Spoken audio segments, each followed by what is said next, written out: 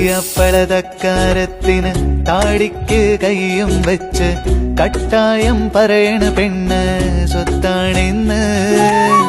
കാടും മലയും കടന്ന് നാട്ടാരുടെ ഏഷണി നീങ്ങി മുണ്ട് മുറുക്കിയെടുത്തവൻ താളം പാടി. ആ ബേജാറായോടിയ ലോകം ആറാടിയ കാഴ്ചകൾ കണ്ട് തക്കാളിക്കറിയും വെച്ച് ചോറുണ്ടാക്കി. ബേജാറായോടിയ ലോകം ആറാടിയ കാഴ്ചകൾ കണ്ട് തക്കാളിക്കറിയും വെച്ച് ചോറുണ്ടാക്കി.